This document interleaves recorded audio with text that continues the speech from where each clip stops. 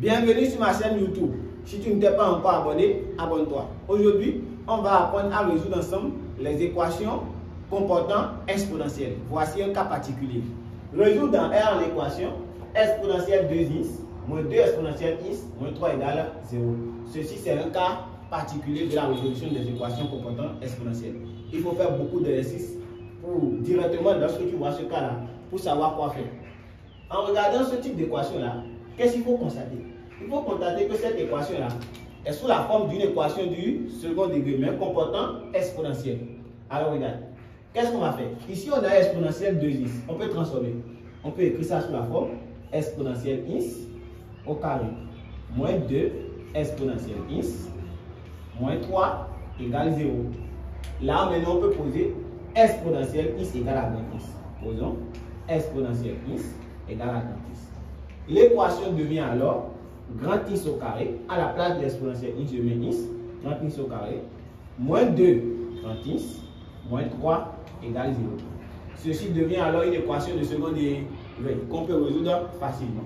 Directement, on va calculer le discriminant. Discriminant égale b au carré moins 4ac, voilà mon b, moins 4, mon a c'est 1, mon c c'est moins 3.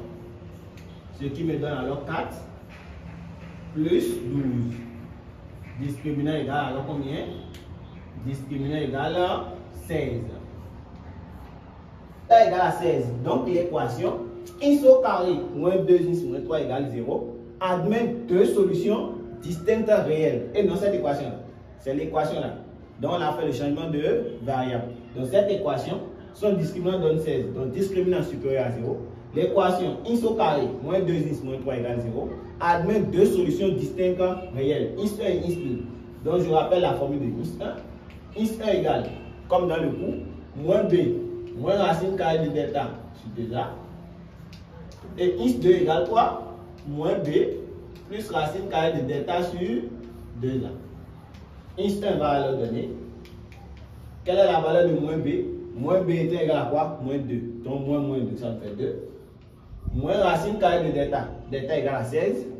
Moins racine carrée de 16, ça fait 4. Donc moins 4. Sur 2a, le a égale à 1 sur 2. Et x2 égale moins b, moins 2, ça me fait 2. Plus racine carrée de 16 qui me fait plus 4 sur 2. Donc le x1 égale alors quoi? 2 moins 4 qui me fait moins 2. Moins 2 sur 2, ça me fait moins 1. Et x2 égale 2 plus 4 qui me fait 6. 6 divisé par 2, ça me fait 3.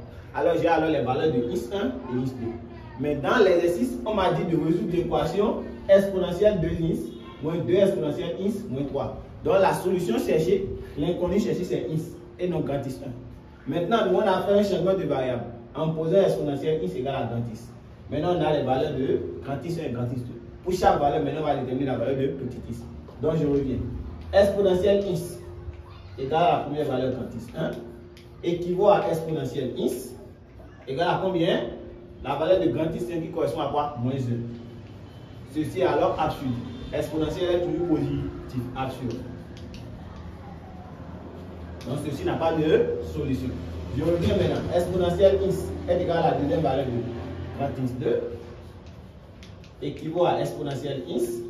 La valeur de grand x2 c'est combien? C'est 3. J'ai alors exponentielle x est égale à 3. Donc pour faire partie exponentielle, j'amène le logarithme de P1. Donc je tire directement.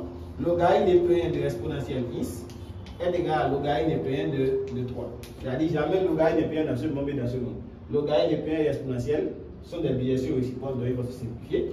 Ce qui correspond à quoi? Ln et x vont partir. Donc ça va faire x est égal à quoi? Ln de 3. Donc la seule solution de cette équation là c'est Ln de 3.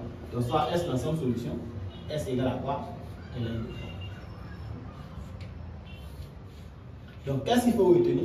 Pour ce type d'équation là, il faut faire beaucoup d'exercices. Directement quand on est en face de ce type d'équation là, qu'est-ce qu'il faut faire? Il faut poser, il faut faire un changement de variable. Et lorsqu'on fait un changement de variable, après avoir retrouvé la valeur de grand x1, on recherche maintenant la variable qui est x. Parce que l'inconnu c'est x et non grand x. Donc voilà un peu, on a résolu cette équation par la méthode de changement de variable.